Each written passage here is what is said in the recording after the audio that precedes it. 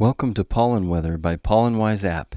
It's Tuesday, June 30th. I'm Landon Bunderson, and this is the place for allergy news and forecasts. As grass season drags on, I want to give a little perspective on hourly pollen and mold counts.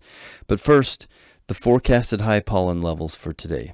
Parts of Utah, Arizona, and Nevada will be high today, as well as the Dallas-Fort Worth area and southern Georgia. The rest of you should see relatively low pollen conditions. Today, the worst places for mold will be Ohio, Reno, and the southern Wasatch Front. If we take a look at the rainfall prediction, a few large storms in western Montana, North Dakota, and Illinois could bring significant rain. Southern Illinois could even see flash flooding this morning. Just a reminder that the windy, dry part of severe weather, the part before the rainfall, could whip up a lot of dust carrying mold and pollen. As far as general windy conditions go, we have strong wind predictions in Albuquerque and the mountainous regions of Colorado and Wyoming. Also, Hood River and the Dalles could see 50-mile-an-hour winds, a recipe for high pollen and mold. Generally, air quality looks pretty good. Southern California and the cities and towns around Lake Michigan are seeing poorer conditions. And as usual, anyone that lives in a large urban area should check their local air quality, as local conditions can affect that dramatically. For temperatures, the upper half of the western states and the extreme northeast are still holding on to unseasonable cool weather thanks to the jet stream. Jackson, Wyoming will only see a high of 51 degrees today.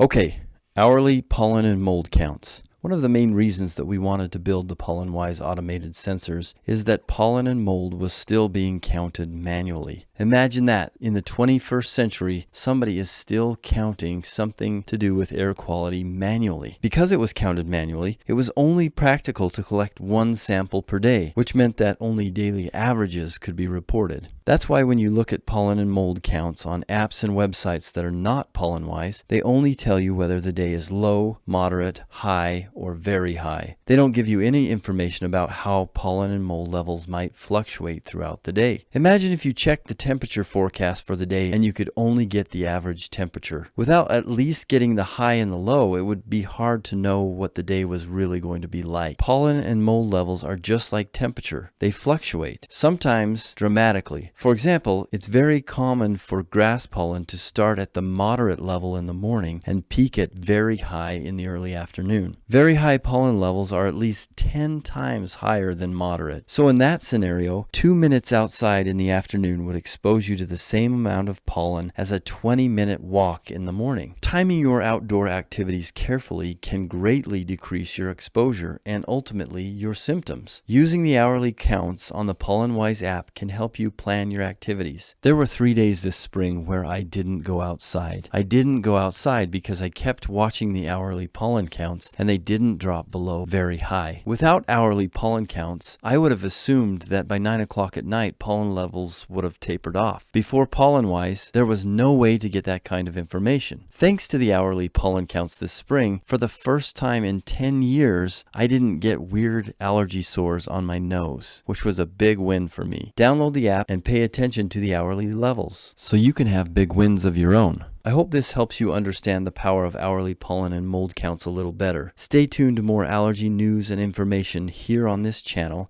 and remember to like and subscribe so you don't miss any of our great content.